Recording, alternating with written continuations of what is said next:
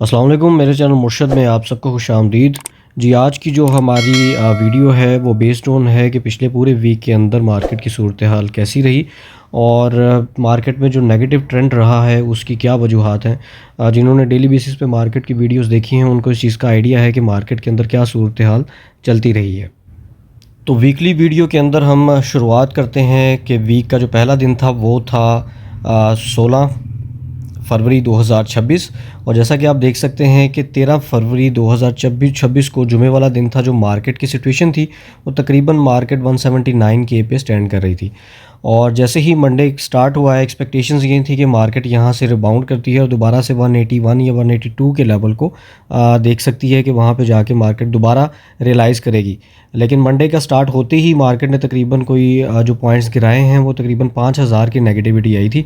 और उसके इम्पैक्ट की रीज़न्स मल्टीपल थी। एक तो फाइनेंशियल लेवल के ऊपर जो अनाउंसमेंट्स आ रही थी वो भी नेगेटिव थी, वो उस तरह से पॉजिटिव नहीं थी।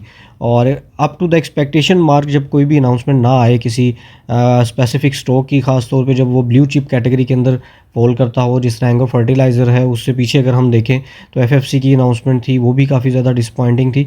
तो इस तरह यके बाद दीगरे ऐसी अनाउंसमेंट्स आई जिसने मार्केट के ऊपर अच्छा खासा प्रेशर डाला।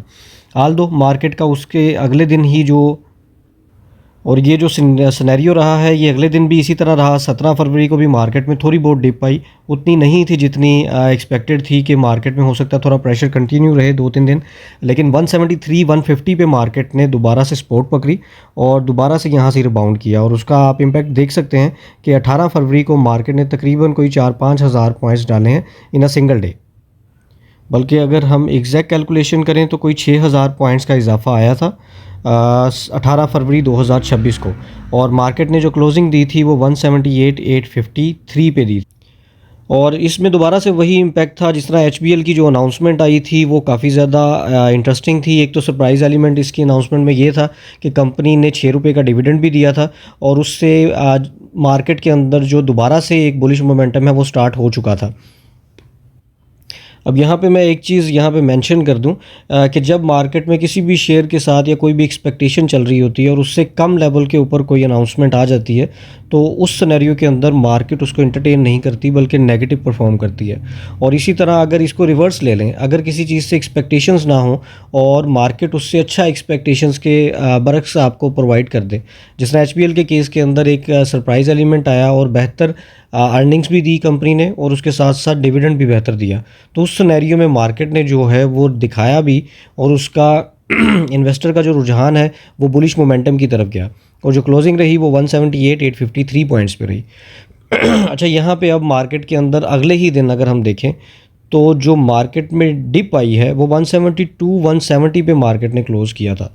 और इसकी मेन वजूहात जो थी वो एक ही थी कि यूएस की और ईरान की जंग वाला इशू पूरे वीक के अंदर समझ लें कि लास्ट ऑफ द वीक जो लास्ट डेज थे थर्सडे से लेके फ्राइडे तक वो मार्केट के अंदर प्रेशर रहा। लेकिन मैक्सिमम जो प्रेशर है वो मार्केट ने थर्सडे वाले दिन ही अब्जॉर्ब कर लिया था। फ्राइडे वाले दिन जैसे कि ट्रम्प साहब का थर्सडे नाइट के टाइम पे ही बयान आ चुका था कि वो जो डिसीजन लेंगे जंग के हवाले से वो 10 से 15 दिन के अंदर एक्सपेक्टेड है।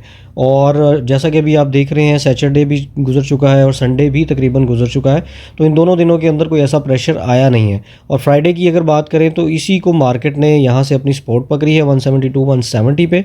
और अगले दिन जो क्लोजिंग दी है वो 173 170 पे दी है। ये वही क्लोजिंग है, आप देखें अगर इसको तो हमारी जो 17 तारीख की क्लोजिंग थी वो 173 150 थी और इसके आसपास ही मार्केट ने फ्राइडे वाले दिन भी क्लोजिंग दी है। तो ये बहुत ही एक इम्पॉर्टेंट स्पॉट है जो मार्केट ने पकड़ी है और उम्मीद है कि मंडे वाला दिन जो है वो काफ़ी रिकवरी डालेगा। अच्छा, यहाँ पे एक और पॉइंट मैं आपके साथ डिस्कस करूँ कि आज के दिन जब सुबह के टाइम हम लोग उठे तो हमने अपने अपने न्यूज़ चैनल जो हैं इंस्टा वगैरह फेसबुक वहाँ पे देखा तो पाकिस्तान ने अफ़गानिस्तान के ऊपर स्ट्राइक की हैं। उसको आपने डिटेल में तमाम न्यूज़ चैनल पे देख लिया होगा। मैं उसका इम्पैक्ट देखता हूँ कि मार्केट के ऊपर इम्पैक्ट अब हम उसको डिस्कस करेंगे। अब क्योंकि पाकिस्तान के अंदर जो पीछे मार्केट गिरना शुरू हुई है उसकी बेसिक पहली रीज़न ये थी कि इस्लामाबाद के अंदर एक बॉम्ब ब्लास्ट हुआ था और ख़ुदकश हमला हम उसको कह सकते हैं और उसके नतीजे में मार्केट पे अच्छा खासा प्रेशर आया था। तो पाकिस्तान ने ओबियसली उसका एक बेहतरीन तरीके से बदला लिया है और अफ़गानिस्तान पे एक अच्छा खासा हमला किया है जिसमें उनके काफ़ी लोग मरे भी हैं। और ज़ाहिर-सी बात है जो दहशतगर्द पाकिस्तान को एक्सपेक्टेड थे कि वो पाकिस्तान के अंदर हमला कर रहे हैं, तो पाकिस्तान ने उनको ही निशाना बनाया है और उसके नतीजे में अगर आप देखें तो पाकिस्तान स्टॉक मार्केट हो सकता है कि मंडे वाले दिन एक पॉजिटिव लेवल के ऊपर बूम करे। तो ये एक positive news Pakistan stock market के लिहाज से मुझे लगता है कि मार्केट इसको पॉजिटिव तरीके से एंटरटेन करेगी। इसके अलावा लास्ट वीक में आईएमएफ का बयान पाकिस्तान के हवाले से आया है और आईएमएफ का कहना है कि पाकिस्तान ने 2025 का जो साल है उसके अंदर इम्प्रूव किया है, इन्फ्लेशन को भी कंट्रोल किया है और पाकिस्तान की ग्रोथ भी अच्छे नंबर्स में आई है। बाकी आज की रात अभी बाकी है, रात को अगर कोई इंसिडेंट हो जाता है तो उसका प्रेशर मंडे वाले दिन आ सकता है, लेकिन अभी तक की अगर हम सूरत हाल देखें तो फ्राइडे के ग्राफ के मुताबिक मार्केट का जो ट्रेंड है वो पॉजिटिव है और दोबारा हो सकता है कि हमें 179 के या फिर 180 के का लेवल देखने को दोबारा मिले। और अगर मार्केट अपनी सपोर्ट पकड़ती है किसी भी लेवल के ऊपर, जो कल क्लोजिंग होगी वही डिसाइड करेगी, तो हो सकता है कि मार्केट के अंदर हमें आगे देखने को दोबारा 185 और 190 के का लेवल देखने को मिल सकता है। लेकिन एक पॉइंट और भी है कि नेक्स्ट वीक के अंदर 25 ऑफ फेब को आईएमएफ की टीम जो है वो पाकिस्तान विज़िट कर रही है और इस पॉइंट को हमें नोट डाउन करना पड़ेगा। जब भी आईएमएफ की टीम पाकिस्तान आती है, विज़िट करती है, तो उस दौरान जो भी पॉजिटिव नेगेटिव एलिमेंट्स होते हैं उसको डिस्कस करती है और कोई भी एलिमेंट अगर नेगेटिव में वो डिस्कस करते हैं तो पाकिस्तान स्टॉक मार्केट पे उसका प्रेशर आता है, अगर पॉजिटिव में उसकी डिस्कशन होती हैं तो उसको मार्केट भी उसी तरह इंटरटेन करती है। अब इसके अलावा अगर तो मार्केट में जैसे कि आपको भी आइडिया ही है कि पाकिस्तान स्टॉक मार्केट जो है वो सेंटीमेंट के ऊपर चलती है और आईएमएफ के हवाले से हमारा सेंटीमेंट एक लिहाज से क्लियर है, उसको मैं पॉजिटिव ही स्टांस दूंगा कि पाकिस्तान को आईएमएफ से जो पेमेंट्स हैं वो रिलीज़ हो जाएंगी, तो उसमें तो कोई नेगेटिव पॉइंट है नहीं इस टाइम के ऊपर। और इसके अलावा अगर पॉजिटिव न्यूज़ पिछले पूरे वीक के अंदर देखें तो कुछ एक्सपोर्ट नंबर्स आए हैं, वो भी इम्प्रेसिव हैं इन कंपैरिजन, लास्ट के इम्प्रूवमेंट भी दिखाई है मंथ ऑन मंथ बेसिस में पाकिस्तान ने।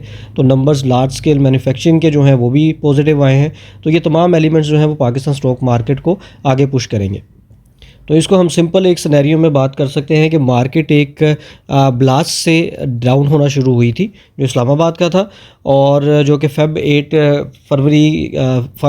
की जो बसंत के दिन थे उनसे पहले हुआ था वो, और उसके बाद अब एक ब्लास्ट जो हुआ है वो कल रात को पाकिस्तान ने उसके बदले के तौर पे किया है और ऑब्वियसली मार्केट यहीं से दोबारा रिवर्ट बैक करेगी और इसको मार्केट पॉजिटिव सेंस के ऊपर एंटरटेन भी करेगी।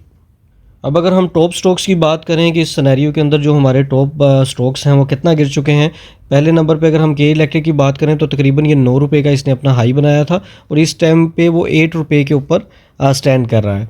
इसके अलावा WTL की बात करें तो ये भी काफ़ी इंटरेस्टिंग प्राइस के ऊपर अभी चल रहा है, 1.38 के ऊपर है और ये जो जा चुका था ये तकरीबन 1.7 के ऊपर ट्रेड कर रहा था। तो अगर यहाँ पे अगर मार्केट की सिचुएशन पॉजिटिव आती है तो ये बड़ी अच्छी बाइंग प्राइस कंसीडर होगी। इसी तरह बैंक ऑफ पंजाब की बात करें तो बैंक ऑफ पंजाब की अर्निंग भी लास्ट वीक के अंदर बड़ी अच्छी आई हैं और उसका इम्पैक्ट अभी तक इसने नहीं लिया है। तो अगर मार्केट दोबारा बुलिश मोमेंटम में आती है तो बैंक ऑफ पंजाब जो अपना 40 के लेवल पे ट्रेड कर रहा था वो इस टाइम 33 पे स्टैंड कर रहा है, तो ऑब्वियसली इस लिहाज से ये इसकी बाइंग प्राइस बनती है। और ये वैसे मेरी पर्सनल ऑब्जर्वेशन है, दोबारा कोट करना पड़ता है। आपने कोई भी शेयर्स में या म्यूचुअल फंड के अंदर इन्वेस्टमेंट प्लेस करनी है तो अपनी स्टडी ज़रूर पूरी कर लेनी है। अच्छा जी, उसके बाद राइट शेयर्स हैं उसको डिस्कस नहीं करेंगे, FNEL की बात कर लेते हैं।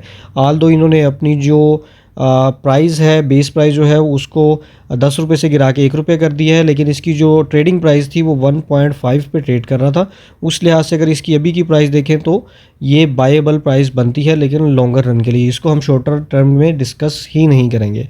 अच्छा, इसके अलावा हमारा सिनर्जी है जो कि ट्रेड कर रहा था तकरीबन, अगर हम उसकी प्राइस देखें तो उसकी प्राइस थी तकरीबन कोई 8 रुपये के राउंड अबाउट, तो 7 रुपीज़ पे ऑब्वियसली अगर मार्केट बुलिश होती है तो ये बाइंग प्राइस बनती है। PTC ऑब्वियसली अपनी ठीक प्राइस के ऊपर मूव कर रहा है। NCPL की बात करें तो NCPL जो है वो 80 प्लस पे ट्रेड कर रहा था और इस टाइम 71 पे है। हैस्कोल की बात करें तो 25-26 के ऊपर ट्रेड कर रहा था और इस टाइम के ऊपर 19 के ऊपर इसकी प्राइस है, तो नो डाउट इस टाइम पे इसकी बड़ी अच्छी बाइंग बनती है और लॉन्गर रन के लिए हो सकता है ये 25 से 30 को दोबारा टच करे। और लेकिन क्योंकि हैस्कोल के बारे में मैं दोबारा एक बात बोल दूं कि हैस्कोल जो है ये नॉन कंप्लाइंट कैटेगरी के अंदर फॉल करता है, तो नॉन कंप्लाइंट के अंदर कभी भी आपको इन्वेस्टमेंट प्लेस करेंगे तो उसमें 100% आपको लॉस भी होता है क्योंकि इसके डीलिस्ट होने के चांसेस ज़्यादा होते हैं। जी, तो इसी तरह अगर हम पीआईए की बात करें तो पीआईए की जो स्टार्टिंग प्राइस थी इस मंथ के स्टार्ट के अंदर वो थी 27 के राउंड अबाउट 27.27 और अभी जो ट्रेड कर रहा है ये 24.81 पे है। बहुत ज़्यादा डिप नहीं है इसकी शेयर प्राइस में, लेकिन लॉन्गर रन के लिए जिस तरह से कंपनी प्राइवेटाइज़ हो चुकी है तो बड़ी अच्छी एक इंटरेस्टिंग कंपनी है। इसकी बाइंग रेंज में आपके साथ डिस्कस कर देता हूँ। इसकी बाइंग रेंज दोबारा से मैं थी 3 रुपये से लेके 30 रुपीज़ की ब्रैकेट के दरमियान रखूँगा, with the target price longer term के लिए 50 रुपये से 100 रुपये के दरमियान, बल्कि ये 200-300 रुपये पे भी जा सकता है। लेकिन हमने मिनिमम और मैक्सिमम दोनों जो क्राइटेरियाज़ हैं उनको डिस्कस करना। जी, इसी तरह हम डिस्कस करेंगे एचपीएल की प्राइस के हवाले से। तो एचपीएल की जो मंथ स्टार्ट के अंदर प्राइस थी वो 348 थी और अभी जिस प्राइस पे ये स्टैंड कर रहा है 322 है। कंपनी ने अर्निंग्स बहुत अच्छी दी हैं और इस अर्निंग को आप यहाँ से हाईलाइट कर सकते हैं। इन अ सिंगल डे कंपनी ने 300 से 330 का जो अपर लॉक था वो तकरीबन उस लेवल पे मार्केट ने क्लोज़ किया था। एक मिनट बस जी, 331.99 पे मार्केट ने क्लोजिंग दी थी एचबीएल के शेयर ने। तो आल दो यहाँ पे अगर हम देखें, अगर तो मार्केट बुलिश होती है तो दोबारा से हमें 350 और 390 का लेवल देखने को मिल सकता है, क्योंकि सरप्राइज़ एलिमेंट उस सिनेरियो में भी है कि अर्निंग भी अच्छी है और डिविडेंड भी कंपनी ने बेहतर दिया है। जी, इसी तरह देखें पूरा मंथ जो है वो तकरीबन प्रेशर के अंदर ही गुजरा है। मंथ के स्टार्ट में एचबीएल के बाद हम ओजीडीसी को देखते हैं। ओजीडीसी के हवाले से मैंने पहले भी आपसे जिक्र किया था कि ओजीडीसी पाकिस्तान की सबसे बड़ी कंपनी है। इन टर्म्स अगर हम इसको डिस्कस करें कि मार्केट कैपिटलाइजेशन के लिहाज से 1300 बिलियन से अबव है, इसको मैं पहले भी कोट कर चुका हूँ। और इसकी जो स्टार्टिंग प्राइस थी मंथ के स्टार्ट में 332 थी और इस टाइम पे ये काफ़ी डिस्काउंट पे है, 290 के लेवल पे है। मार्केट दोबारा से बुलिश मोमेंटम बनाती है तो हमें 340 और 350 का लेवल देखने को मिल सकता है, चांसेस हैं इसके। और इसमें एक और चीज़ भी मैं आपको बताता चलूँ कि ओजीडीसी की इसकी जो सर्कुलर डेट की पेमेंट्स हैं वो भी इसको कंटिन्यूसली मिल रही हैं, तो इसके ऊपर जाने के चांसेस बहुत ज़्यादा हैं। लेकिन जब भी आपने किसी चीज़ के अंदर, किसी शेयर के अंदर इन्वेस्टमेंट करनी है तो आपने अपना माइंड बनाना है 5 से 10 साल का, ताकि आपको बेहतर से बेहतर रिटर्न्स मिल सकें और अच्छी और जो जिनके अच्छे टर्म्स हैं कंपनी के और मार्केट में वर्थ भी है, ब्लू चिप भी हैं, तो उनको आपने जब भी अच्छी डिप्स आएँ तो वहाँ पे बाइंग भी करनी है। साथ साथ आपने उनकी अर्निंग्स और उनके डिविडेंड रेशियोज़ जो हैं वो तमाम स्टडी करते रहना है। ऐसा ना हो कि तमाम चीज़ों को आप मिस करें और आंखें बंद करके शेयर्स में बस बाइंग करते रहें। बिल्कुल ऐसी गलती नहीं करनी। आल दो ऐसा कोई शेयर जो बहुत लो लेवल पे पड़ा हो, जिस तरह की एग्जांपल है WTL की, तो इसकी बाइंग बड़ी इजीली 0.5 से 5 रुपये के दरमियान है और इसको किसी भी लेवल पे बाई किया जा सकता है अनलेस इसकी कोई नेगेटिव न्यूज़ ना आ जाए तो। जी, इसी तरह मिज़ान बैंक की बात करें तो मिज़ान बैंक जिस लेवल के ऊपर स्टैंड कर रहा था अभी भी उसी लेवल के ऊपर है। मार्केट के प्रेशर की बहुत ज़्यादा डिप इसके अंदर आई नहीं, लेकिन अगर हाई को डिस्कस करें तो मिज़ान बैंक ने तकरीबन 514 का हाई बनाया है इस मंथ के अंदर। For the time being Meezan bank को मैं ऑलरेडी कंसीडर करता हूँ कि बहुत ज़्यादा ऊपर आ चुका है, लेकिन फिर भी बहुत बड़े बैंक्स में से एक बड़ा बैंक है पाकिस्तान का, तो इसके ऊपर जाने के चांसेस भी अपनी जगह पे उसी तरह हैं। और अगर देखा जाए तो लास्ट वीक में मैंने एक रिपोर्ट का भी आपसे जिक्र किया था कि एक रिपोर्ट आई है जिसके मुताबिक बैंकिंग सेक्टर जो है वो पाकिस्तान का वाहिद ऐसा सेक्टर है जो सबसे ज़्यादा गवर्नमेंट को टैक्स पे करता है और उसकी रीज़न ये है कि सबसे ज़्यादा अर्निंग भी करता है और जो ग्रोथ रेशियो है तो वो भी बाकी सेक्टर्स की निस्बत ज़्यादा है। तो इसलिए बैंकिंग सेक्टर में जब आप किसी भी अच्छे बैंक के अंदर इन्वेस्टमेंट प्लेस करते हैं तो वो आपको रिटर्न भी उसी तरह प्लेस करता है। इसी तरह बात करें यूबीएल के हवाले से तो मार्केट कैपिटलाइजेशन के लिहाज से देखें तो यूबीएल जो है वो पाकिस्तान के बैंक्स में सबसे बड़ा बैंक बनता है। इसकी मार्केट कैपिटलाइजेशन की बात करें तो 1200 अरब से ज़्यादा की मार्केट कैपिटलाइजेशन है और फ्री फ्लोट में सिर्फ 35% शेयर्स हैं। मैक्सिमम होल्डिंग जो है वो कंपनी के पास है। अच्छा, 1 मंथ की बात करें तो 1 मंथ के अंदर कंपनी की जो परफॉर्मेंस है तकरीबन उसी लेवल के पास स्टैंड कर रही है जहां पे कंपनी पहले थी। तो मार्केट के अंदर बहुत ज़्यादा प्रेशर 1 मंथ के ग्राफ में कंपनी ने नहीं लिया। आल दो हाई की बात करें तो हाई लेवल के ऊपर तकरीबन कोई 500 से अबव कंपनी ने बनाया है, 503 का हाई मार्केट में बनाया है। और इस टाइम पे अगर लो की बात करें तो इस मंथ का लो था 455 का। 1 ईयर की चेंज की बात करें तो 141% है। एयरटेल डेट में जनवरी से अभी तक 13% रिटर्न यूबीएल डिलीवर कर चुका है।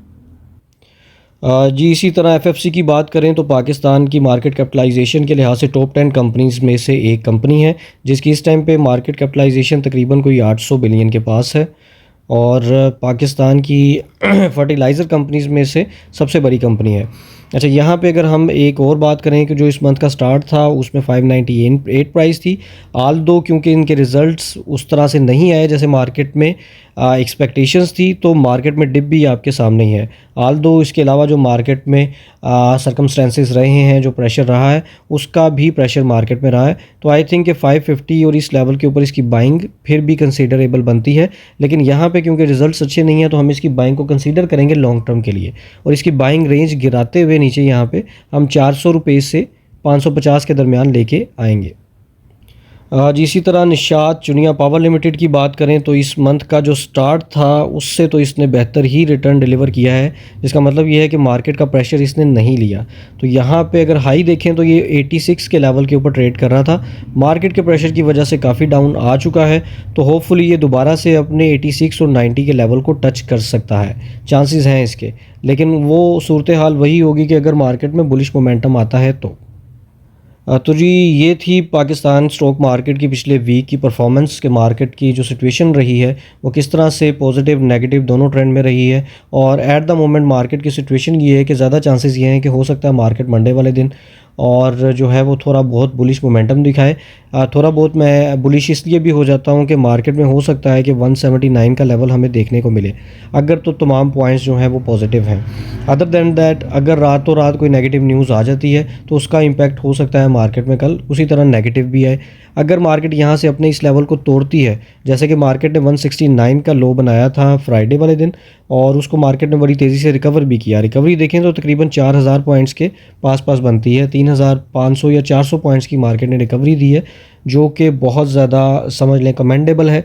और यहाँ से मार्केट जो है वो दोबारा ऊपर जाने के चांसेस ज़्यादा है।